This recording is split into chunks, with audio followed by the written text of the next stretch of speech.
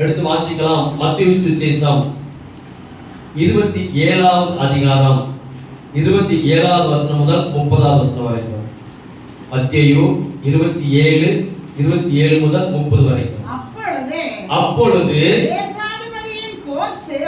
தேசாதிபதியின் போர் சேவகர் தேசாதிபதியின் அரண்மனையிலே கொண்டு போய் போர் சேவகரின் கூட்டம் முழுவதையும் அவரிடத்தில் கூடி வரச் செய்து அவர் வஸ்திரங்களை கழட்டி சிவப்பான மேல் அங்கியை அவருக்கு உடுத்தி முள்ளுகளால் ஒரு முடியை பின்னி அவர் சிரசின் மேல் வைத்து அவர் வலது கையில் ஒரு கோலை கொடுத்து அவர் முன்பதாக முழங்கால் படியிட்டு யூதருடைய ராஜாவே வாழ்க என்று அவரை பரியாசம் பண்ணி துப்பி அந்த கோலை எடுத்து சிரசில் அடித்தார்கள். பண்ணின பின்பு அவருக்கு உடுத்தின மேலங்கி கழட்டி அவருடைய வஸ்திரங்களை அவருக்கு உடுத்தி அவரை சிலுவையில் அறையும்படி கொண்டு போனார்கள். இப்ப நம்ம இங்க பார்க்க போறது இயேசுவின் சிரசில் அடிக்கப்பட்ட முள் கிரீடம். அந்த முள் கிரீடம் எதுக்காக அடிக்கப்பட்டுச்சு, அந்த முள் கிரீடத்துல என்ன பவர் வல்லமை இருக்குங்கிறத நம்ம பார்க்க போறோம். செய்தியுடைய தலைப்பு முள் கிரீடத்தின் வல்லமையும் சாபத்தின் முறிப்பும். முள் கிரீடத்தின் வல்லமையும் சாபத்தின் முறிப்புங்கிற தலைப்புல தான் நம்ம வாசிக்க போறோம். இயேசுவை அவர் 3 வருஷம் மொத்தத்துல பூமியில வாழ்ந்த நாட்கள் எவ்வளவு? 33 வருஷம். அவர் ஊழியம் செய்த வருஷத்துல எவ்வளவு நாள்? 3 வருஷம் தான் அவர் இருந்தாரு ஊழியம் செய்தார். அவர் ஊழியம் செய்து முடிக்கும் போது ஒரு நல்ல ஒரு வாலிபனா இருந்தார். இப்போ அந்த இயேசு 3 வருஷம் ஊழியம் செய்து முடித்து விட்டு போகும்போது, இப்போ கவர்மெண்ட்லயோ பிரைவேட்லயோ ஒரு வேலை பார்க்கறாங்க ஒருத்தர். எத்தனை வயசுல ரிட்டையர்? 58 ஆகிடுச்சு, இப்போ 60 ஆகிடுச்சு. இப்போ அவங்க கவர்மெண்ட்ல வேலை பார்த்தாலும் சரி, பிரைவேட்ல வேலை பார்த்தாலும் சரி, அந்த வேலை பார்த்து முடிக்கும் போது கடைசி நாள் அவங்களுக்கு என்ன நடக்கும்? பிரிவு உபச்சார விழா. எல்லாருக்கும் என்ன செய்வாங்க? அது வைப்பாங்க, கிராண்டா செய்வாங்க. சில கம்பெனிகளை பொறுத்து, கவர்மெண்ட்ல அதிகாரிகளை பொறுத்து, அங்க இருக்கிற ஃப்ரெண்ட்ஸ்களை பொறுத்து என்ன செய்வாங்க? கடைசியில் அவங்களுக்கு ரிட்டையர்ட் ஆகி போகும்போது பிரிவு உபச்சார விழான்னு சொல்லி வைப்பாங்க. அதே போல அந்த கவர்மெண்ட்ல பாத்தீங்கன்னா இந்த ரிட்டையர்ட் ஆகிற காலத்துல கடைசி வரைக்கும் சிலர் என்ன செய்வாங்க? பயந்து கொண்டே இருப்பாங்க. நாளைக்கு ரிட்டையர்டுனா இன்னைக்கு அவங்க என்ன செய்வாங்க? ஒரு குற்றத்தை கண்டுபிடித்து அவங்க பணியிடத்தை நினைச்சுவாங்க, நிறுத்தி விடுவாங்க. அதாவது ரிட்டையர்ட் ஆயிடுவாங்க, அவங்க மேல கேஸ் ஃபைல் ஆயிடும். அதனால கவர்மெண்ட்ல வேலை பார்க்கறது நல்லா பாருங்க. அந்த 1 வருஷம் இருக்கிற முன்னாடி நினைச்சுவாங்க, எந்த விதமான குற்றங்கள் செய்யாதபடிக்கு நேர்மையாய் நீங்க இந்த டிரைவர் மாதிரி நல்லா பாருங்க. நமக்கு பஸ்ல இருந்தாலும் ரொம்ப போர் அடிக்கும். எதுக்கு?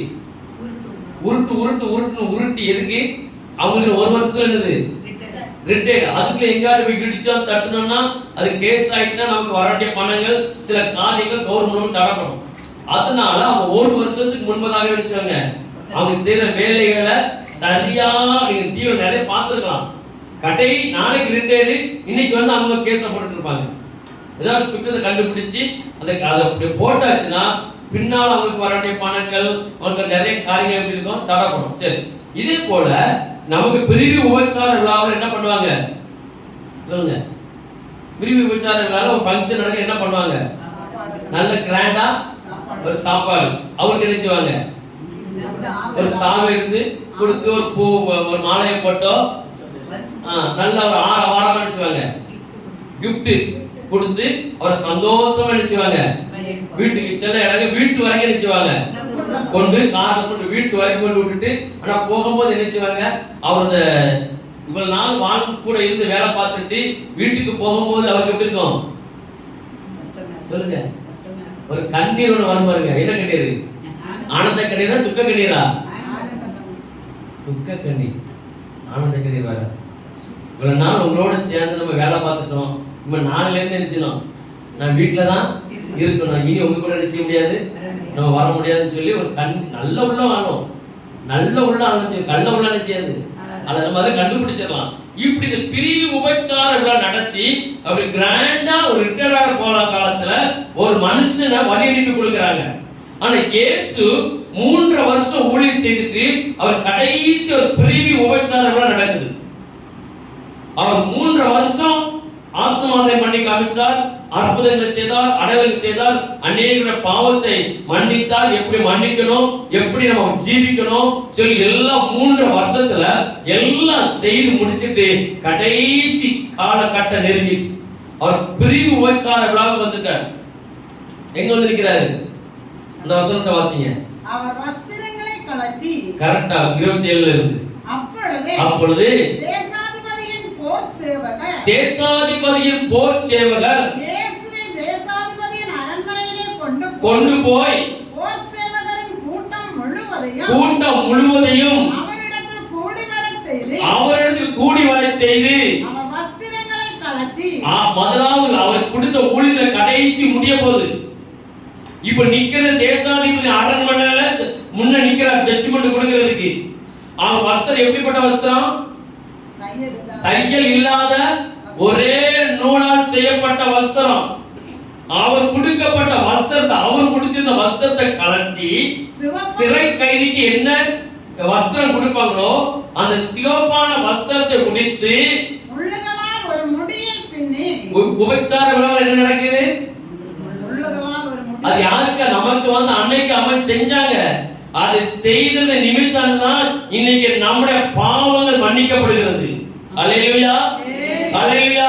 நம்ம தலைமுறை சாபம், குடும்ப சாபம், நமக்கு நாம அறிவிக்கக்கூடிய சாபத்துக்கு முதல் அடையாளமே அந்த பிரிவு உபச்சார விழாவில கர்த்தர் செய்த மகா பெரிய காரியம். இன்னைக்கு அவங்க நினைச்சாங்க அவங்க ட்ரெஸ்ஸை கலத்தியாச்சு, சிறைச்சாலை கைதிக்கு போட வேண்டிய ட்ரெஸ்ஸை போட்டாச்சு. இப்போ ஒருத்தன் வந்து என்ன செய்யறான்? ஒரு முள்முடியை கொண்டு வந்து ஒரு முடியை பின்னி அவர் சிரசின் மேல் வைத்து அவர் வலது கையில் ஒரு கோலை கொடுத்து அவர் முன்பாக முழங்கால் எப்படி கேலி பண்றாங்க பாருங்க. இயேசு ஊழியத்தை முடிக்கும் போது கடைசி நடந்த சம்பவம். கடைசி அவங்க விழா கொடுத்து அனுப்புறாங்க. ஒரு முள்முடி சூட்டி அவர் கையில ஒரு கோலை கொடுத்து ஒருத்த வந்து கோலா வந்து நினைச்சானா அடித்தான் சொல்லப்பட்டிருக்கு. இயேசு எல்லாம் பொறுமையா தாங்கினார். ஒரு வார்த்தையோட வாயால சொல்லவில்லை. காரணம் நம்மேல் விழுந்த பாவங்கள், நம்ம செஞ்ச தப்பலை மன்னிக்கிறதுக்கு அன்னைக்கு கடைசி ஊழியத்தை முடிக்கும் போது, கடைசி நேரத்தில் ஊழியத்தை முடிக்கும் போது அவர் நமக்காக அப்படியே அரண்மனை நிற்கிறார். அவர் கொடுக்கப்பட்டது ஒரு முள்முடி. அந்த முள்முடியில் மகிமை என்ன இருக்குது? அந்த முள்முடிக்கிற தேவ வல்லமை என்ன இருக்கிறது? அவர் சொட்டி சொட்டா ரத்த முடியுது. இப்ப கவர்மெண்ட்ல வேலை பார்க்கறவங்க பாருங்க, நாளைக்கு ரிட்டையர்ல நீங்க ஒரு வேலையை செய்ய மாட்டாங்க, செய்ய கொடுக்க மாட்டாங்க. நாளைக்கு ரிட்டையர் ஆகணும்னா கண்டிப்பா ஒரு வேலையை செய்ய மாட்டாங்க. ரிட்டையர் ஆகிறதுனால அவங்களுக்கு ஒரு வேலை கொடுக்காம அவங்க அப்படியே கடைசி வரைக்கும் பொண்ணை பூவன் போத்தி மறுநாள் ஃபங்க்ஷன் அன்னைக்கு முடிச்சிருவாங்க. ஆனா இயேசு செய்த ஊழியத்துல பட்ட பாடுகள் தான் கடைசி நேரத்துல வந்து நிற்கிறார். ஒருத்தன் முள்முடி கொடுக்கிறான், ஒருத்தன் கையில கோலை கொடுக்கிறான், ஒருத்தன் அடிக்கிறான், ஒருத்தன் காரி துப்பி விட்டான். எதுக்காகனா அந்த முள்முடி சுட்டப்பட்ட ரத்தினத்தாலதான் நமக்கு அந்த சாபத்தை தெரிவிக்க முடியும், முறிக்க முடியும். வெளிப்படுத்தல் 19வது அதிகாரம் 11வது வசனம் முதல் 13வது வசனம். வெளிப்படுத்தல் 19. பின்பு பரலோகம் திறக்க கண்டேன், இதோ ஒரு வெள்ளை குதிரை காணப்பட்டது, அதன் மேல் ஏறி இருந்தவர் உண்மையும் சத்தியமுள்ளவர் எனப்பட்டவர், நியாயம் தீர்த்து அவருடைய கண்கள் அக்கினி ஜுவாலை போல் இருந்தன. அவருடைய சிரசின் மேல் அநேக அநேக கிரீடங்கள் கொடுக்கப்பட்டிருந்தது. அவருக்கே அன்றி வேறொருக்கு தெரியாத ஒரு நாமம் எழுதப்பட்டிருந்தது. இரத்தத்தில் துவைக்கப்பட்ட வஸ்திரத்தை தரித்திருந்தார். அவருடைய நாமம் தேவனுடைய வார்த்தை என்பதை. அப்ப இயேசு பரலோகத்தில் இருக்கும்போது யோவான் தரிசனம் பார்க்கிறார். அந்த வெளிப்படுத்தி கர்த்தர் கொடுக்கும் போது அந்த பரலோகத்தில் இருக்கிறார் தேவகுமாரனாகிய இயேசுக்கும் அவருக்கு அநேக கிரீடங்கள் பரலோகத்துல இருந்திருக்கு. இன்னைக்கு நம்ம ராஜாக்கள் காலத்தை பார்க்கலாம். இந்த ராஜாக்கள் காலத்துல சாதாரணமா எந்த ஒரு ராஜாவும் அநேக கிரீடங்கள் நிச்சயம் பண்ணாங்க. என்ன கிரீடம் கொடுக்கப்பட்டிருக்கும்? ஒரே ஒரு கிரீடம் தான் கொடுக்கப்பட்டிருக்கும். இப்போ அந்த ராஜா காலத்துக்கு பிறகு மகன் ராஜாவா வரும்போது இந்த கிரீடத்தை தூக்கி நினைச்சுவாங்க, அவருக்கு கொடுப்பாங்க. இல்ல ஒரு ராஜா இன்னொரு தேசத்துல போர் செய்து அந்த ராஜாவை அவர் மடங்கிட்டாருன்னா அங்க இருக்கிற கிரீடத்தை என்ன செஞ்சிருவாங்க, இங்க எடுத்துட்டு வந்து இந்த ராஜாவை நினைச்சவங்க வைப்பாங்க. காரணம் அவர் அந்த தேசத்துல போய் போர் செய்து வெற்றி கண்டனால அந்த ராஜ கிரீடத்தை எடுத்தாலே எதிரி ராஜா தோத்து போயிட்டான்னு அர்த்தம். ஆமா இல்லையா? இதான் உண்மை, இதான் உண்மை. இப்போ நம்ம பாப்போமே, சவுலும் தாவீதும். சவுல் நினைச்சிருவாரு சுத்தி காவலாளிய வச்சு காயப்படுத்தி தூக்கிட்டு இருப்பாரு. தாவீது வந்து நினைச்சிருவாரு சொம்ப. அப்ப என்ன அர்த்தம்? என்ன அர்த்தம் சொல்லுங்க? அவர் பாதுகாப்பு ஒண்ணு சரி கிடையாது. இதுல ஜெயிச்சது யாரு? தாவீது தான். இன்னொரு இடத்துல அவர் நினைச்சாரு உட்கார்ந்து மோசன் போயிட்டு இருப்பாரு. நல்லா அவர் உட்கார்ந்து அவரோட ரசனையா நினைச்சாரு. வேதத்துல உள்ளதுதான் நான் சொல்றேன். சில பேர் பாத்ரூம்ல போனா அரை மணி நேரம் வர மாட்டாங்க. அது நம்ம ஒரு பங்கன்ல போய் மாட்டிக்கிட்டோம்னா அது போலதான். நமக்கு முன்னாடி ஒருத்தம் போனாலும் நம்ம செத்தோம். நீங்க பப்ளிக்ல போய் சேர்ந்த பார்க்கணும். செல்ல உள்ள போய் உட்கார்ந்து நினைச்ச வேண்டாம். வந்துரு, எங்களுக்கு அவசரம், நீ அவசரம், நீ வச்சுக்க, நான் நினைச்சேன். நம்ம எல்லாமே கலந்து நடக்க படிக்கணும். இப்போ தாவீது ராஜா சவுல் நினைச்சாரு ஒரு இடத்துல வந்து மலங்கலிக்க உட்கார்ந்து இருக்கிறாரு. அவர் உட்கார்ந்த இடத்துல மெய் மறந்து போயிட்டாரு. தாவீது ராஜா பின்னாடி வந்து அவர் வஸ்திரம் செஞ்சாரு, அறுத்து கொண்டுட்டு போற அவருக்கு இல்ல, அந்த அளவுக்கு ரசனை. இப்ப பாருங்க, அவர் அங்க தூரத்திலே பாக்குறாரு வஸ்திரத்தொங்க ஏன்டா இருக்கு என்ன செஞ்சார். அப்ப இதுல என்ன அர்த்தம்? இதுல என்ன அர்த்தம்? சவுல் நினைச்சாரு தோற்று போயிட்டாரு, அவருக்கு ஒண்ணுமே இல்ல, ஜெயம் கொடுத்தது. அதே போல ராஜாக்களோட கிரீடத்தை அந்த ராஜாவை அவர் அழிச்சு அந்த கிரீடத்தை கொண்டு வந்துட்டாங்கன்னா அந்த கிரீடத்தை சொல்லலாம் எடுத்து ராஜாவுக்கு சூட்டுவாங்களாம். எத்தனை ராஜாக்கள் தோற்கடிக்கப்பட்டாலும் அத்தனை நாட்டு கிரீடத்தையும் அவர் சூழ்றி மகிழ்வாங்களாம். அப்போ இந்த ராஜாக்கள் கிரீடத்தை வைக்கிறாங்க. அந்த கிரீடத்துல ரெண்டு வகையான கிரீடங்கள் இருக்கிறது. ஒண்ணு காணக்கூடிய கிரீடம், அது விஷயம். காணக்கூடிய கிரீடம் அழிந்து போகும். ராஜாக்களுக்கு வைக்கிற கிரீடம் என்னது? காணக்கூடிய கிரீடம். காணக்கூடாத கிரீடம் நிச்சயாது அழியாது, ஒரு நாள் அழியாது, அது ரகசியமா இருக்கும். ராஜாக்களுக்கு வைக்கிற கிரீடங்கள் எல்லாம் அது எப்படி இருக்கும்? அழியக்கூடிய கிரீடம். இரண்டாவது காணக்கூடாத ஒரு கிரீடம், அது அழியாத கிரீடமாக நிச்சயது காணப்படுகிறது. இப்போ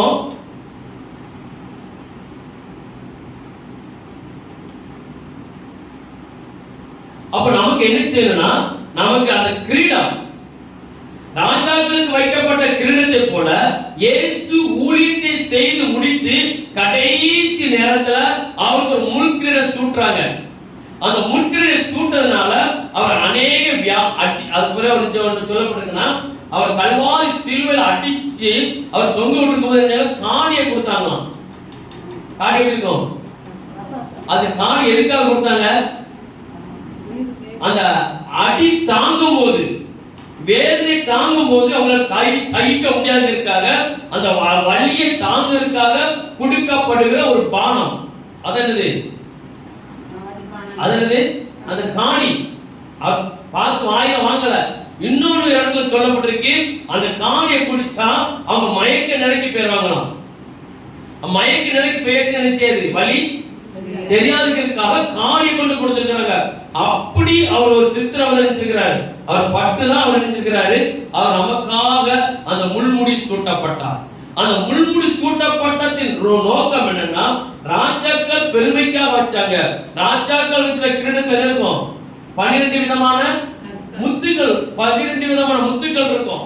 ஆனா இயேசு நமக்காக அடிக்கப்படுறதுக்காக அந்த முள்கிரீடத்தை தலையில வாங்கி கொண்டார். அந்த நமக்கு காதுல ஒரு முள்ளு குத்துனாலே எப்படி இருக்கும், வலி தாங்க முடியாத பிறகு அந்த இடம் இருக்கும், சீல் வச்சு வீங்கி நமக்கு பயங்கர பாட நிச்சயம் கொடுக்கும். சில நேரத்துல சில விஷம் முழுக்குது, அந்த முள்ளு குத்தி மொன உள்ள நொறிஞ்சு உட்கார்ந்துட்டுனா கரண் மாதிரி விஷயம், கரண் மாதிரி அப்படி ஒரு மாதிரி வளர்ந்துகிட்டு வரும். அந்த அனுபவம் உங்களுக்கு இருக்குன்னு தெரியல. அப்படி கரண் மாதிரி வளர்ந்து அது ஒரு மாதிரி வரும். அப்ப இப்படிப்பட்ட நமக்கு ஒரு சின்ன முள் குத்தியே நம்மளால தாங்க முடியலன்னா, இயேசு நமக்காக முள்முடி சூட்டப்பட்டார். அந்த முள்முடியில சூட்டப்பட்ட அதை யார் அவர் வாங்கி கொண்டாருன்னா, மெயினா நம்ம பாவத்தை மன்னிக்கிறதுக்காகவும், ரெண்டாவது நம்ம சாபத்தை என்ன செய்யணும், முறிக்கணும். நமக்கு நிறைய சாபங்கள், நமக்கு நிறைய காரியங்கள் இருக்கிறதுனால நிச்சயம் அந்த சாபத்தை முறிக்கணும். அப்ப முதல் சாபம் எங்க ஆரம்பிக்கப்பட்டது? எடுத்து வாசிக்கலாம். ஆதியாகம புத்தகம் 3ஆம் அதிகாரம் 16 to 18. முள்முடியும் சாபம் முறிப்பும். அவர் ஸ்திரீயை நோக்கி நீ கர்ப்பவதியாய் இருக்கும்போது உன் வேதனையை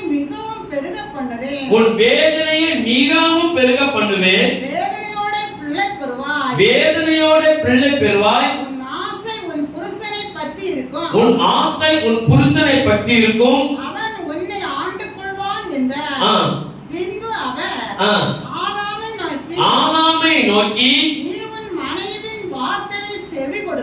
நீ உன் மனைவியின் வார்த்தைக்கு செவி கொடுத்து புசிக்க வேண்டாம் என்று நான் உனக்கு விலக்கின விருட்சத்தின் கனியை புசித்தபடியினாலே பூமி உன் நிமித்தம் சபிக்கப்பட்டிருக்கும். பாருங்க, ஆதாம் செய்த சிறிய தவறுனால முதல் சாபம் எங்க வருது? யார்கிட்ட வருது?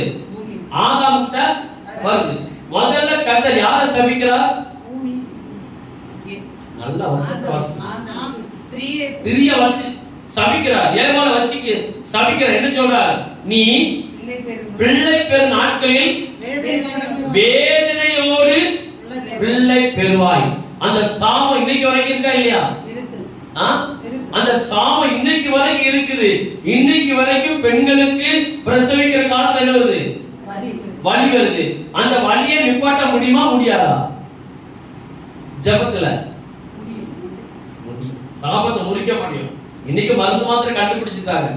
இப்ப நிறைய பெண்கள் எதை விரும்புறாங்க? சிசேரியன். அப்படின்னு அர்த்தம் வலி இல்லாதபடிக்கு என்ன ஈஸியா குழந்தை பெற்றெடுக்கிறது ஒரு ஷார்ட்கட் ரூட் கண்டுபிடிச்சிட்டாங்க. ஆனா இயேசு தேவன் அன்னைக்கு அந்த ஸ்திரீக்கு ஒரு சாபம் ஏற்பட்டார். நீ பாவம் செய்ததினால, என் வார்த்தைக்கு கீழ்ப்படியாதனால, என் சொல்படி நடக்காதனால நீ பிள்ளை பெறுகிற நாட்கள் எல்லாம் உனக்கு என்ன உண்டு? வேதனை உண்டு. இப்பவும் சில பேர் வருவாங்க ஜெபிக்க. இந்த பிரசவிக்கிற காலத்துல ஒரு சத்திரமே இருக்கு. ஒரு ஆளுநர் ஜெபம் பண்ண சத்திரம் இருக்கு. ராத்திரி 1 மணிக்கு 2 மணிக்கும் ஜெபம் பண்ணோம். கர்த்தர் ஆபரேஷன் கிடையாது. டாக்டர் ஆபரேஷன் சொல்லியிருந்தாங்க. ஆனா ஆபரேஷன் இல்லாதபடிக்கு பயங்கரமான வலி வர நேரத்தில் எனக்கு போன் போட்டு ஜெபிச்சாங்க. நான் ஜெபம் பண்ணினேன் நடுராத்திரியில. கர்த்தர் ஒரு 10 நிமிஷத்துக்குள்ள உனக்கு வேதனை எல்லாம் நீங்கி போயிடும். கர்த்தர் உனக்கு நல்ல ஒரு சுகப்பிரசவத்தை கட்டளை கொடுப்பாருன்னு சொன்னேன். அதே மாதிரி விடிய காலத்துல இருந்துச்சு. வலி நின்று போச்சு. சுகப்பிரசவத்தை கர்த்தர் செஞ்சாரு, கொடுத்தார். இப்ப ஜெபத்தினால என்ன செய்ய முடியும்? அந்த சாபத்தை முறிக்க முடியும். இயேசு அதுக்கு தான் வந்தார். அந்த முள்முடி அன்னைக்கு போட்ட சாபம் அது தலைமுறையா வந்து கொண்டிருந்தாலும், நம்ம ஆண்டவரை நேசிக்கும் போது, நம்ம ஆண்டவர் பக்கத்துல வரும்போது, அவர் கட்டளைக்கும் அவர் பிரமாணத்துக்கும் நாம் கீழ்ப்படியும் போது அந்த சாபத்தை முறிக்க முடியும். அல்லேலூயா. ஹல்லேலூயா. வசனத்தை விட்டு வந்து வாசிங்க. பின்பு அவர் ஆதாமை நோக்கி நீ உன் மனைவியின் வார்த்தைக்கு செவி கொடுத்து புசிக்க வேண்டாம் என்று நான் உனக்கு விலக்கின விருட்சத்தின் கனியை புசித்தபடியினாலே பூமி உன் நிமித்தம் சபிக்கப்பட்டிருக்கும். அடுத்த என்ன பண்றாரு? இந்த பூமி என்னையும் சபிக்கப்பட்டு போகும். நீ உயிரோடு இருக்கிற நாளெல்லாம் வருத்தத்தோட அதன் பலனை புசிப்பாய். அது உனக்கு முள்ளும் குறுக்கும். இது முக்கியமான இடம். அது உனக்கு எப்படி இருக்குமா? முள்ளும் குறுக்கும். சாபம் எப்படி வருது? முளைப்பிக்கும். ஆதாமுக்கு சொல்றார், நான் உன்னை சுகமா நல்ல சுத்தியும் நல்ல ஆறுகளை உண்டாக்கி எல்லா ஆறுகளும் விலை போன விலை மதிப்புள்ள நல்ல கற்களை தந்து நான் நாளைக்கு சூப்பரான ஒரு தோட்டத்தை உண்டாக்கி நீ அதை உட்கார்ந்து பேசாம நான் சொல்லிப்படி கேள்வி வச்சேன். ஆனா நீ என்ன செய்யல? என் பேச்சை கேட்க. அதுல கர்த்தர் சொல்றார், உனக்கு முள் நிச்சயம் குறுக்கும். அது முள்ளுதான் உனக்கு. முள்ளுங்கிறது சாபம். அந்த சாபத்தை என்னைக்கு கர்த்தர் ஆதாமுக்கு கொடுத்தாரோ, மனுஷன் உண்டாக்கப்பட்ட நாளிலிருந்து இந்த பூமியும் சபிக்கப்பட்டு போச்சு, மனுஷனுக்கு இருந்துட்டு அதுல இருந்துதான் என்ன ஆரம்பிச்சது? சாபத்தால் நடந்துச்சு. வியாதிகள், மரணங்கள் எல்லாமே உண்டாக்கப்பட்டுச்சு. இப்போ அந்த முள்ளும் குறுக்கும் அவனுக்கு முளைக்கப்பட்டது மட்டும் காணாது. அவர் தோட்டத்திலிருந்து விரட்டி விட்டுட்டார். அடுத்த பெரிய பரிதாபம். சாபங்கிறது சாதாரண ஒரு காரியம் அல்ல. நம்ம வருஷ பார்க்கலாம். அந்த சாபத்தை குறித்து கர்த்தர் முன் தீர்மானம், இப்படிலாம் நம் பிள்ளைகளுக்கு போட்ட சாபத்துல பிள்ளைகள் இனி மாண்டு போக கூடாதுக்காக தான் இயேசு 2000 ஆண்டுகளுக்கு முன்பதாக அந்த முள்ளு குறுக்கும் இருக்கிறத அதை சரி பண்றதுக்காக இயேசு தன்னுடைய சிரசில் செஞ்சாராம். ஒரு பழமொழி சொல்லுவாங்க தெரியுமா? முள்ள அப்படின்னு அர்த்தம். சொல்லுங்க பாப்போம். முள்ள அதுக்கு அர்த்தம் சொல்லுங்க. அந்த நேரத்துல நமக்கு முள்ளுன்னு பின்னு கிடையாது. அந்த காலத்துல பின்னு கிடையாது, குண்டூசி கிடையாது. அப்ப முள்ள வச்சு நினைக்கணும், எடுக்கணும். அந்த கால முள்ளு குத்தி நொறுஞ்சி உட்கார்ந்துட்டுனா அதை எடுக்கிறதுக்கு என்ன வேணும்? இன்னொரு முள்ளு வேணும். அப்ப முள்ள இதுக்குதான் ஆண்டவர் சொன்னாரு, நீ உனக்கு முள்ளும் குறுக்கும் முளைக்கு சொல்லிட்டேன், ஆனாலும் உன் சாபத்தை நான் ஏற்றுக்கொள்ள போகிறேன். இனி அந்த முள்ளு யான் தலைக்கு வரட்டும். அது யான் தலையில முள்முடியில சூட்டப்பட்டு அதுல வட்டின ரத்தத்தினால உனக்கு ஒரு மீட்பு உண்டு. ஹல்லேலூயா. யோபு 31:40 வேகமா வாசிங்க. யோபு 31:40. அதில் கோதுமைக்கு பதிலாக முள்ளும், வார்கோதுமைக்கு பதிலாக களையும். அடுத்த யோபு சொல்றார், நீ கோதுமை விளைச்சி போட்டா அந்த கோதுமைக்கு பதிலா என்ன வருது? சாபம் வருதுங்கிறாரு. முள்ளுங்கிறது நமக்கு சாபம், அது நமக்கு ஒரு தீங்கான காரியம். அவர் சொல்ற, நீ கோதுமை விதைக்கும் போது நீ விதைச்ச தோட்டத்துல கோதுமை முளைக்கிறதுக்கு பதிலா என்ன முளைக்கி? முள்ளு முளைக்கி. உனக்கு ஆசீர்வாதம் கிடையாது. நீ பயிரிட்டதை உன்னையால கொண்டு வர முடியாது. இரண்டாவது சொல்லப்பட்டிருக்கு, அது என்னதான்? வார்கோதுமைக்கு பதிலாக களை. அதிகமான வேஸ்ட் களையில் முளைக்கிறது சாபம். இந்த சாபத்தெல்லாம் கர்த்தர் முறிக்கிறதுக்கு தான். இன்னொரு வசனத்தை வாசிங்க. ஏசாயா 5:6. ஏசாயா 5:6. அதை பாழாக்கி விடுவேன், அதன் கிளை நட்டப்படாமலும் களை கொத்தி எடுக்கப்படாமலும் போவதினால் முச்செடியும் நெரிஞ்சிலும் முளைக்கும். அதன் மேல் மழை பெய்யாதபடிக்கு மேகங்களுக்கும் கட்டளையிடுவேன் என்றார். சேனைகளின் கர்த்தர் சொல்றார், மழை பெய்யாதபடிக்கு மேகத்துக்கு நான் கட்டளையிடுவேன். அது அப்படி அர்த்தம், நீ ஆசீர்வாதமாய் இருக்க முடியும். தேசத்தில் வனம் வறண்டு போகும், உன் தேசம் பாழாய் போகும். இதெல்லாம் கர்த்தர் கொடுக்கிறதால ஒரு சாபங்கள். ஏன்னா நம்ம முற்பிதாக்களாகிய ஆதாமும் ஏவாளும் செய்து நமக்கு வாங்கி தந்த தண்டனை என்னது? சாபம், மரணம். இப்படி இருக்கும்போதுதான் கர்த்தர் 3 வருஷ ஊழியத்துல அவருக்கு பிரிவு உபச்சாரமாக கொடுக்கப்பட்டது அந்த முள்முடி. அவங்க நினைச்சாங்க முள்முடி கர்த்தரை கொடுக்கிறோம், அவர் அடிக்கிறோம், அவரை நம்ம நிந்த பண்றோம்னு சொல்லி. ஆனா அதுக்குள்ள பெரிய ஒரு ரகசியம் இருக்கு. அதுக்கு பின்னாடி வர ஜனங்களுக்கு அது மீட்பின் முடியாய் மாறுது. ஹல்லேலூயா, ஹல்லேலூயா. உங்களுக்கு எனக்கு மீட்பை கொடுத்தது என்னது? அந்த முள்முடி சூட்டப்பட்ட ரத்தம். அவங்க நினைக்கிறாங்க, சிலவங்க சொல்லுவாங்க, நம்ம ஒரு சின்ன ஒரு பாடு கஷ்டம் நிந்த ஒரு காசுக்கு பெறாம ஒரு நாள் எப்படி இருப்போம்? அப்ப எல்லாரும் என்ன சொல்லுவாங்க? இவங்க எல்லாம் என்னத்தை தேர போறாங்க, இவங்க எல்லாம் நம்மள ஒரு அசட்டா பண்ணுவாங்க, அப்படித்தானே? ஆனா காலம் வரும்போது கர்த்தர் அவங்களுக்கு முன்பதாகவே நம்மள எப்படி பாரு, அவங்களுக்கு முன்பதாகவே நம்ம உயர்த்துவார். நமக்கு பாடு ஒரு நாள் கிடையாது, நிச்சயமா நமக்கு ஒரு மீட்பு உண்டு. அந்த மீட்பு தான் என்னது? அந்த முள்முடி சுட்டப்பட்டது. அப்போ இன்னைக்கு பார்த்துக்கோங்க, நம்ம கால பாதரட்சை போடுறோம். பாதரட்சை என்னது? செருப்பு. அது வேற என்ன சொல்லுவாங்க? ஷூ, மிதியடி, கம்புட், காலணி. இப்ப நல்லா பாருங்க, நம்ம வீட்டுல கிடக்கிற, வீட்டுக்கு வெளியில கிடக்கிற செருப்புக்கு விலை எவ்வளவு சொல்லுங்க? சும்மா 300, 500, 1000. உங்க வீட்டுல இருக்கிற தங்க நகை எதுல இருக்கு? பீரோல இருக்கு. அந்த வெளியில கிடக்கிற ஷூ அவன் ஷோரூம்ல எதுல இருக்கு? ஏசி ரூம்ல இருக்கு. ஆமா இல்லையா? ஏசி ரூம்ல ஷோகேஸ்ல அப்படி பாரு, என்னைய பாரு, என்னைய பாரு. நம்ம வீட்டுக்கு தங்க எங்க இருக்கு? ஆனா ஒரு நாள் அந்த செருப்பு எங்க வரும்? தெருவுல ரோட்ல கிடக்கும், தீண்டு வரல.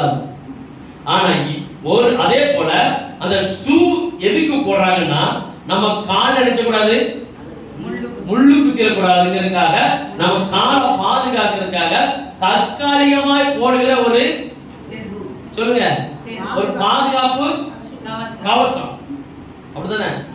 இதே போல நம்ம குடும்பத்துல, நம்ம ஜனங்களில சில சாவைங்கிற முள்ளு குத்தி இருக்கும். அது எடுக்கிறதுக்கு வழி தெரியாம நம்ம ஏதோ செருப்பு போடுற மாதிரி என்ன செய்வோம்? டெம்பரரியா சில காரியங்களை என்ன செய்வோம்? செய்வோம். ஆனா எவ்வளவுதான் செருப்பு போட்டிருந்தாலும் பெட்டுக்கு போகும்போது நினைச்ச முடியாது, நினைச்ச முடியாது, அது போட முடியாது, அது அங்கதான் கிடக்கணும். அதே போல தற்காலிகமாய் செருப்பு போட்டு நம்ம காலை பாதுகாத்துக் கொள்ளலாம், கம்புட்டு போட்டு பாதுகாத்துக் கொள்ளலாம். இந்த ஃபேக்டரியில நீங்க பாத்தீங்கன்னா தெரியும், முட்டை அளவு கழிச்சுவாங்க, ஷூல கம்புட், இந்த முட்டை அளவுக்கு கருப்பு கலர் நினைச்சோம். இந்த தண்ணிகள் நடந்து போகும்போது தண்ணி உள்ள வந்துடக்கூடாது. இந்த பிரைவேட் கம்பெனி, கெமிக்கல் கம்பெனிகள் நீங்க பாத்தீங்கன்னா அந்த கெமிக்கல் காலில் பண்றவங்களு இந்த முட்டு வரைக்கும் தீயணைப்பு படைகள் போட்டிருப்பாங்க, பாத்துருக்கீங்களா? இதெல்லாம் அவங்களுடைய காலை பாதுகாக்கிறதுக்கு. இதே போல நமக்கு இந்த உலகத்தோட முள்ளு கிடைக்கிற மாதிரி இந்த காலை குத்திர கூட சொல்லி நம்ம தற்காலிகமா ஒரு கவசம் போடுறோம். அந்த கவசம் நிரந்தரம் அல்ல. நம்ம சாபத்தை பாவத்தை உடைக்கிறதுக்கு நிரந்தரமான ஒரு தீர்வு வரணும். உங்களுக்காகவும் எனக்காகவும் இந்த தேசத்தில் எல்லா பிள்ளைகளுக்காகவும் இயேசு கடைசி நேரத்துல ஊழியத்தை முடிக்க போடும் போது அவங்க கிஃப்ட் கொடுத்தாங்க. என்னது? அந்த முள்முடி தான் இன்னைக்கு நம்மள இருக்குது பாதுகாத்துக்கணும். அப்ப டெம்பரரியா நம்ம சாபத்தை மாத்திரலாம், டெம்பரரியா ஏதாவது ஒரு சின்ன பரிகாரம் பண்ணிடலாம் சொல்லி என்ன ஒண்ணே ஒண்ணு மட்டும் சொல்றேன், நம்ம குடும்பம் நமக்கு இருக்கிற சாபத்தை டெம்பரரியா இயேசுவின் ரத்தம் இல்லாமல், இயேசு இல்லாமல் அந்த சாபத்தை உடைக்க முடியாது, அந்த சாபத்தை வெளியில வரைய முடியாது. இந்த பூமியில என்னென்ன பரிகாரங்கள் பண்ணிருந்தாலும் சரி, எங்க போய் என்ன செய்தாலும் சரி, சாபத்தை தொலைக்கிறதுக்கு தேசம் விட்டு தேசம் போனாலும் சரி, எத்தனை ஆறுல போய் குளிச்சு முங்கி எழுப்பினாலும் சரி, அந்த சாபம் நம்ம செய்யாது, மாறாது. மாறு ஒரே ஒன்றுதான், உங்களுக்காகவும் எனக்காகவும் முள்முடி சூட்டப்பட்ட இயேசுவின் ரத்தம். அல்லேலூயா. இன்னைக்கு நிறைய பேர் சாபத்தை ஏற்றுக்கொள்கிறது இல்ல. நான் கிறிஸ்துக்குள்ள தானே இருக்கிறேன், நான் கிறிஸ்தவனா இருக்கிறேன், சாபம் நம்மளை தொடருமா? சாபம் என்னை பிடிக்குமானா அந்த தெளிவு இன்னைக்கு ஜனங்களுக்கு என்ன செய்யல இல்ல. அப்ப அந்த சாபத்தை நீங்க பாத்தீங்கன்னா ஒரு மரத்தின் வேர் மாதிரி இருக்கும். மரம் வேற எங்க இருக்கும்? தண்ணி பூமிக்கு என்ன செய்யும்? வெளியில என்ன செய்யாது?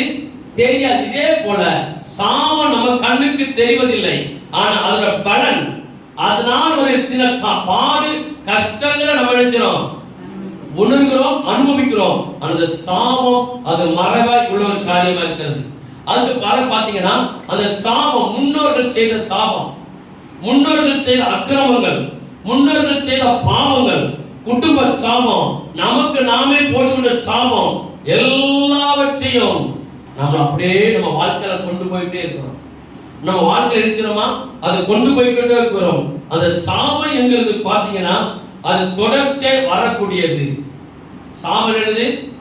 நம்மளை தொடர்ந்து பின்தொடர்ந்து வந்து கொண்டே இருக்கும். அந்த சாபம் இருக்குமானால் ஆசீர்வாதம் இல்லாமல் வாழுதல். ஒரு ஆசீர்வாதம் நமக்கு இருக்காது. ஆசீர்வாதம் வருது போல இருக்கும், ஆனா ஆசீர்வாதம் செய்து வராது. வலி, வேதனை, துன்பம், சில இழப்புகள் நமக்கு என்ன செய்யும்? இதெல்லாம் சாபத்தின் அடையாளங்கள். சில சாபங்கள் நம்ம நிலங்களில் கிடக்கும். அந்த நிலத்துல சாபங்கள் இருந்தா நம்ம என்ன விவசாயம் பண்ணாலும் அந்த விவசாயத்துக்கு என்ன செய்யாது? ஒரு வருமானமும் வராது. நம்ம நமக்கு இருக்கிற மூல அறிவினால நாம ஏன் இந்த விவசாயம் நடக்குது, இதுல என்ன குறைபாடு சொல்லி அந்த மண்ணை எங்க கொண்டு போவோம் சொல்லுங்க? பரிசோதிக்க வேளாண்மை துறை அதிகாரிகிட்ட போவோம். அவர் லேப்ல வச்சு கண்டுபிடிச்சிட்டு ஒன்று மண்ணில் அது இல்ல இது இல்ல, நீங்க அப்படி செய்யுங்க இப்படி செய்யுங்க அவங்க ஆலோசனை சொல்லுவாங்க. ஆனா அந்த சாபத்துக்கு என்ன கிடக்கு? அந்த நிலத்துல என்ன கிடக்கு? சாபம் நமக்கு கண்ணுக்கு தெரியாது. அந்த சாபத்தை முறிக்கணும்னா அந்த நிலத்துல இயேசுவின் ரத்தத்தை தெளிக்கப்பட வேண்டும். அதுக்கு ஒரு பாத்தீங்கன்னா அந்த சாபம் விளைச்சலை தராது. சில சாபம் தேசத்துல இருக்கும். எப்படி இருக்கும்?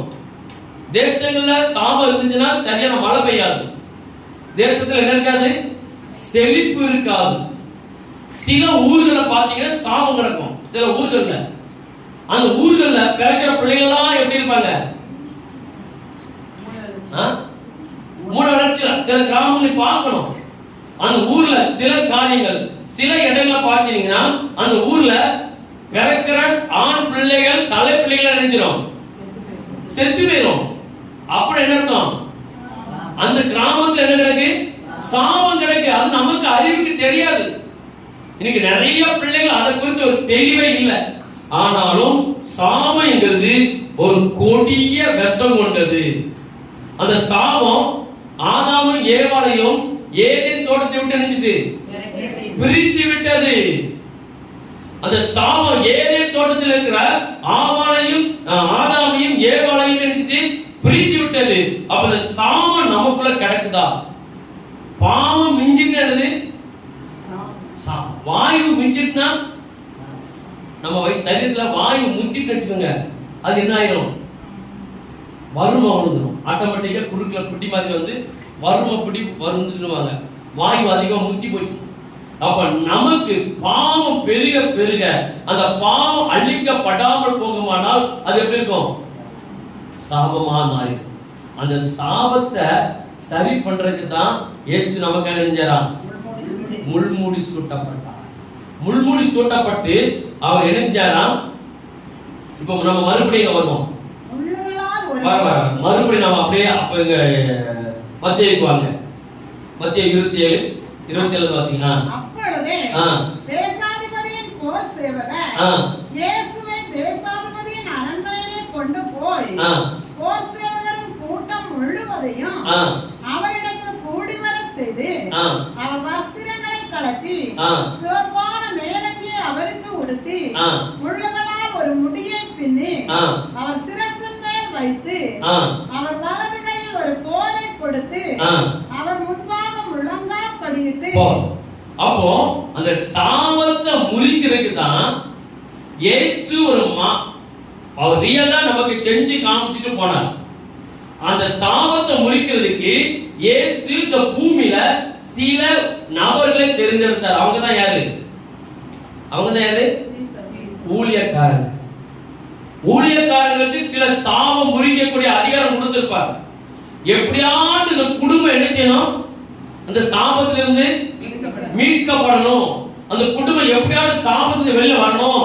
சாபம் என்கிற ஒரு அக்கினி ஜுவாலை, எப்படி சாபம் அக்கினி ஜுவாலையிலிருந்து வெளில வரட்டுங்கிறதுக்காக உண்மையும் உத்தமமாய் கர்த்தருக்குள்ள அழைப்பை ஏற்று கர்த்தர் கொடுத்த வரத்தை பயன்படுத்தி கொஞ்சம் கூட தயங்காமல் நிறைய சில ஊழியக்காரங்கள் அந்த குடும்பத்துக்காக பொறுப்பட்டுப்பாங்க. காரணம் அந்த குடும்பம் என்ன செய்யணும்? எப்படியாவது அந்த சாபத்தை என்ன செய்யணும்? வெளியில வரட்டுன்னு சொல்லி ரொம்ப பிரயாசப்படுவாங்க. அந்த பிரயாசப்படுகிற நேரத்துல அந்த ஊழியக்காரங்களுக்கு என்ன வரும்? பலகீனங்கள் வரும், போராட்டங்கள் வரும். அப்படி இருந்தாலும் அந்த ஆரணை போல அழைக்கப்பட்டாலுடைய இந்த கனமான ஊழியத்தை என்ன செய்ய முடியாதான்? தானா செய்ய முடியாது. இன்னைக்கு ஊழியக்காரங்க நிறைய விதம் இருக்கு. அழைக்கப்பட்ட ஊழியக்காரன், அமர்த்தப்பட்ட ஊழியக்காரன், கர்த்தரால் இழுக்கப்பட்ட ஊழியக்காரன். 3 விதமான ஊழியக்காரன் சொல்றாங்க. அழைக்கப்பட்ட ஊழியக்காரர், அமர்த்தப்பட்ட ஊழியக்காரர், கர்த்தரால் இழுக்கப்பட்டு வேண்டாம் வேண்டாம் கர்த்தர் விட மாட்டார். அவனை எப்படியாவது ஒரு தூண்டில் உள்ள போட்டு நினைஞ்சிடாரு. அப்படி மாட்டினவன் தான். எத்தனை திரும்ப எச்சரிப்பு கொடுத்து வரல. கடைசியில தூண்டில் முள் போட்டார். தூண்டில் முள் மாற்றி எல்லாம் மாட்டோம்.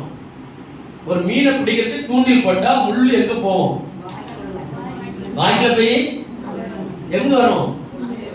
இந்த செவுளுவே அணிஞ்சிடும், பாந்துடும். அவர் தூக்கும் போது எப்படி இருக்கும்? இதே போலதான் பவுல். சவுலா இருந்த பவுலை மாற்றும் போது தூண்டில் போட்டு தூக்கினார். அவர் ஓடி வந்தார். ஆனா அதுக்கு பிறகு அவர் பட்ட பாடு, கஷ்டம், அவர் நிறைய சித்திரவதை அனுபவித்தார். இயேசுவுக்காக வைராக்கியமாய் அழைக்கப்பட்ட, கர்த்தரால் தெரிந்து கொள்ளப்பட்ட, கர்த்தரால் அழைக்கப்பட்டு நீ இந்த ஊழியத்துக்கு வரணும்னு சொல்லி கூப்பிட்டு எந்த ஊழியக்காரங்களுக்கு சாபத்தை முறிக்கிறதுக்கு கர்த்தர் வல்லமை அதிகாரத்தை கொடுத்திருக்கிறாங்களோ அந்த ஊழியக்காரர் உண்மை யுத்தமா அந்த குடும்பத்துக்கு என்ன செய்வாங்க? அவங்களால முடிந்த அளவுக்கு போராடுவாங்க. அமர்த்தப்பட்ட ஊழியக்காரங்க, அழைக்கப்பட்ட ஊழியக்காரங்களுக்கு எப்படி இருக்கும் சொல்லுங்க? அழைக்கப்பட்ட ஊழியக்காரங்களுக்கு சம்பளம் கொடுப்பாங்க. எவ்வளவு?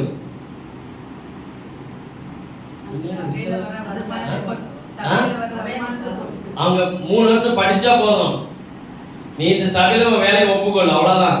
அவங்களுக்கு சம்பளம், மெடிக்கல் அலவன்ஸ், வீட்டு வாடகை கிடையாது, கரண்ட் எல்லாம் இருக்கு, மின்சாரம் இது கிடையாது, வேற போன் அலவன்ஸ், வேற என்னென்ன சலுகை உண்டோ அதெல்லாம் கொடுத்துட்டு நாங்க சொல்ற மாதிரி நீங்க சபையில செய்யணும். இது யாரு? அமர்த்தப்பட்ட ஊழியக்காரன் இந்த பொறுப்புல வர மாட்டாங்க. அழைக்கப்பட்ட ஊழியக்காரங்க அது எந்த கர்த்தரோட அபிஷேகம், கர்த்தரோட கிருபை இருக்கும்போது அதே போல இயேசு நமக்காக பிதாவால் அமர்த்தப்பட்டல, பிதாவால் அனுப்பப்பட்டு நமக்காக நீ தான் இந்த பூமிக்கு போய் இந்த பிள்ளை மனுமக்களுடைய சாபத்தை முறிக்கிறதுக்கு நீ தான் சரியான ஆளுன்னு சொல்லி அந்த பரிசுத்த ஆவியானவர் இயேசுவை அனுப்பி வைத்தார். அந்த முள்முடி சூட்டப்படும் போது அவர் என்ன செய்யல? ஒண்ணுமே சொல்லல. காரி துப்பும் போது ஒண்ணுமே சொல்லல.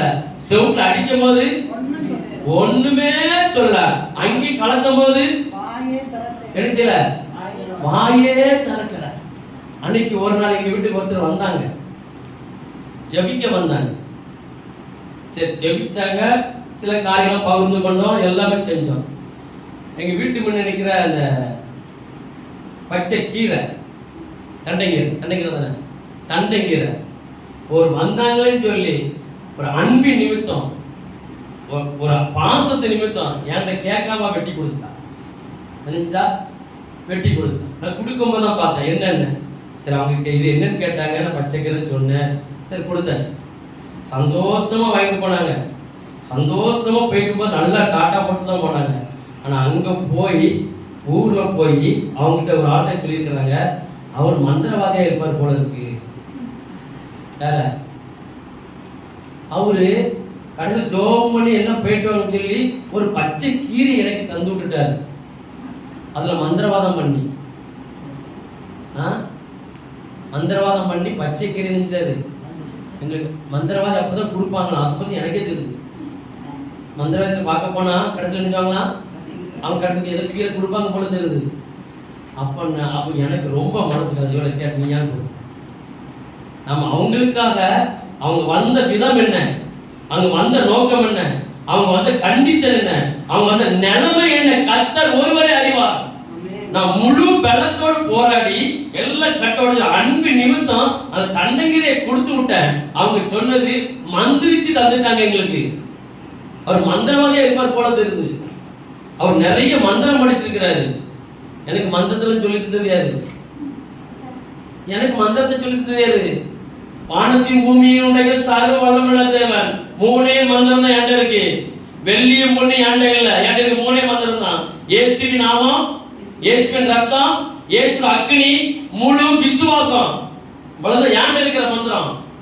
இந்த மந்திரத்துக்கு முன்பதாக ஒரு அந்நிய அக்னி நிக்க முடியாது, ஒரு அந்நிய வல்லமை நிக்க முடியாது. இந்த வானத்தையும் பூமியை உண்டாக்கின சர்வ வல்ல இயேசுவின் நாமம் அல்லாமல் வேறொரு நாமம் நமக்கு கொடுக்கப்படவில்லை. அல்லேலூயா. ரொம்ப வருத்தம். நான் சொன்னேன், நீ ஏன் கொடுத்த ஒரு வார்த்தை எனக்கு கேட்கக்கூடாது. அழகா சொல்றாங்க, அவர் மந்திரிச்சு கொடுத்துட்டாரு. அவர் மந்திரவாதியா இருப்பார் போல. அதுக்கு பேர் கட்டுப்படைக்கும் போது நமக்கு தொண்டை தண்ணி போயிருது. ஒரு 1.5 மணி நேரம் 2 மணி நேரம் பிள்ளை மனப்பூர்வமா சரிந்து ஓடிக்கி 1.5 மணி நேரம் 2 மணி நேரம் நம்ம பாடுபட்டு சரி நல்லா இருக்கிறது குடும்பம் சொல்லிட்டு அப்போ உங்களுக்கு 1 மணிக்கு தண்ணி எடுத்து குடிச்சேன். இதெல்லாம் தான் அவதான் கொண்டு தான்டா சொல்லிட்டாங்க. இவரு மந்திர தண்ணியை குடிச்சு குடிச்சு ஜோம் பண்றாரு. மந்திர தண்ணிய இதெல்லாம் என்ன ஏசப்பா, நான் என்ன தப்பு பண்ணுனேன், எனக்கு இந்த ஊழியம் ஏன் தந்தீங்க? அவரு மந்திர தண்ணியை குடிச்சு குடிச்சு எழுதுறாரு. எங்களுக்கு ஜோம் மந்திரவாதி அப்பதான் குடிப்பானா, பூஜை பண்ணும் போது மந்திரம் குடிச்சு. அப்ப அந்த கேஸ் எங்க போயிட்டு வந்திருக்கு? அந்த கேஸ் எங்க போயிட்டு வந்திருக்கு? நான் ஒண்ணுமே சொல்லல, ஏசப்பான்னு நான் கேட்டேன். அவர் சொல்றாரு, ஓ ஊழியம் இப்படிதான் பாட்டாரு. இயேசு கட்டு பேய் பிசாசு உடைக்கும் போது இயேசு என்ன சொன்னாங்க? இவன் பிசாசின் தலைவன், இவன் பிசாச வச்சே இவன் பேய் விரட்டுறான்னு இயேசுக்கே சொல்லிட்டாங்க. அப்ப நம்மலாம் ஏமாத்திரம். அப்படி இன்னும் நிறைய காரியங்கள் சொல்லலாம். ஆனா என்கிட்ட இருக்கிறது 3 தான். வெள்ளியும் பொண்ணும் என்கிட்ட கிடையாது. இயேசுவின் நாமம், இயேசு கிறிஸ்துவின் ரத்தம், அவர் தந்த அபிஷேகம், அவர் தந்த வரம், அவர் தந்த கிருபை முழுதும் எனக்கு தந்திருக்கிறார். நான் இந்த ஒண்ணே ஒன்று கேட்டுட்டு இருக்கேன், அதை சீக்கிரம் தந்துடுவேன். அல்லேலூயா. அதை தந்துடுவேன். அப்போ இயேசு நமக்கு இப்படி தரும்போது இப்போ நமக்கு கொடிய பாவங்கள், கொடிய அக்கிரமங்கள், கொடிய மீறுதல்கள் அனைத்தையும் நமக்கு பின்தொடர்ந்து வந்து தண்டனை தருகிறதுதான் தேவ தண்டனை. தேவன் போட்ட சாபங்கள். அப்ப தேவன் முதல் சாபங்கள் 3 விதமா இருக்கு. ஒன்று தேவன் தரக்கூடிய சாபம், மனுஷன் தரக்கூடிய சாபம், நமக்கு நாமே வருவித்து வரக்கூடிய சாபங்கள். நமக்கு நேரம் இல்லை. அப்போ தேவன் ஒருத்தருக்கு தண்டனை கொடுப்பார்கள், அது கொடிய பாவங்கள் நம்ம செய்திருக்கும் போது, கொடிய அக்கிரமங்கள் நம்ம செய்திருக்கும் போது, கொடிய மீறுதல்கள் நம்ம பண்ணிருக்கும் போது அது என்ன மாறிடுது? சாபமா மாறி. இப்போ இந்த ஒரே கடைசி பகுதியில் வந்துட்டோம். யாத்ரா புஸ்தகம் 20வது அதிகாரம் 5வது வசனம். யாத்ராகமம் 20:5. நீ அவைகளை நமஸ்கரிக்கவும் சேவிக்கவும் வேண்டாம். உன் தேவனாகிய கர்த்தராய் இருக்கிற நான் எரிச்சலுள்ள தேவனாய் இருந்து என்னை பகைக்கிறவர்களை குறித்து என்னை பகைக்கிறவர்களை குறித்து பிதாக்களுடைய அக்கிரமத்தை முன்னோர்கள் செய்த பிதாக்கள் யாரு? முன்னோர்கள். முன்னோர்கள் செய்த அக்கிரமத்தை பிள்ளைகளிடத்தில் மூன்றாம் நான்காம் தலைமுறை மட்டும் அப்போ நம்ம முற்பிதாக்கள் செய்த பாவம். இப்போ உங்களுடைய முற்பிதாக்கள் யாரு? தாத்தா, அதுக்கு மேல பூட்டன், அதுக்கு மேல தெரியாது. தாத்தா, பாட்டி, பூட்டன், முப்பாட்டன், முப்பாட்டன், அதுக்கு பேர் ஓட்டன், அதெல்லாம் தெரியாது. நீங்க எல்லாம் பார்க்கணும் இந்த தலைமுறைலாம். அப்போ நீங்க வரலாறு எடுத்து அடிச்சு பாருங்க, இருக்கு எல்லாம் நானே பார்த்து வச்சிருக்கிறேன். இப்படி நமக்கு ஒரு 7 தலைமுறை வரைக்கும் நம்ம கண்டுபிடிச்சிடலாம். இப்படி இருக்கும்போது அவங்க செய்த முதல், அதாவது முப்பாட்டன் காலத்துல செய்த தப்ப அவங்க காலம் கடந்து போன பிறகு மறுபடியும் அவங்க பிள்ளைகள் அதே பாவத்தை செய்யும் போது, அவங்க பிள்ளைகள் அதே பாவத்தை செய்யும் போது, அவங்க பிள்ளைகள் அதே பாவத்தை செய்யும் போது அது எப்படி சந்ததியாய் மூன்றாம் நான்காம் தலைமுறை இப்படி வந்துகிட்டே இருக்கு. எனக்கு இதுல சரியான தெளிவு வேணும் ஆண்டவரே. இது மூன்றாம் நான்காம் தலைமுறை மட்டும் நான் விசாரிக்கிறேன்னு சொல்லியிருக்கிறீங்க. ஆனா நான் 1000 தலைமுறை மட்டுக்கும் இரக்கம் பாராட்டுவேன் சொல்லியிருக்கீங்க. சரி, அதுக்கு வேதத்துல ஏதாவது எனக்கு சான்று எனக்கு வேணும், அடையாளம் வேணும். நான் ரொம்ப ஆண்டவர்கிட்ட கேட்டுட்டு இருந்தேன். எத்தனை திருப்பம் என்னை எவ்வளவோ பிரட்டி ஒரு எனக்கு வசன ஆதாரத்தோடு எனக்கு தரணும். நீங்க எப்படி அந்த சாபத்தை முறிப்பீங்க? முன்னோர்கள் செய்த சாபத்தை நீங்க எங்களுக்கு எப்படி முறிப்பீங்க? அதுக்கு வசனம் இருக்கா? முற்பிதாக்கள் அவங்க காலம் கடந்து போயாச்சு. இப்ப நம்ம சந்ததி வந்துட்டு இருக்கு. நம்ம சந்ததி பாடு, கஷ்டம், துன்பம், நெருக்கத்தோட இருக்குது. நமக்கு ஒரு ஆசீர்வாதம் இல்ல. எது எடுத்தாலும் தோல்வியாகுது. எது எடுத்தாலும் எதிர்பார்க்காம சந்ததி குடும்பத்தில் நிறைய சாபங்கள், மரணங்கள், மரண ஓலங்கள், விபத்துகள், ஆபத்துகள், தீராத வியாதிகள், கொடிய நோய்கள், பசி, பஞ்சம் எல்லாம் நம்ம குடும்பத்தை போட்டு ஆண்டி படைக்குது. ஆனா நமக்கு ஒரு தெளிவு இல்லையா? இப்ப அதுல இருந்து நம்ம விடுபட முடியுமா? நிறைய பேர் சொல்றாங்க விடுபட முடியாது. அது நம்ம அனுபவிச்சுதான் கர்த்தர் சொல்லிட்டாரு. நான் தான் மூன்றாம் நான்காம் தலைமுறை விசாரிக்க சொல்லிட்டாருல. நம்ம குடும்பம் கண்டிப்பா தெரிஞ்சிடும். அது அனுபவம்.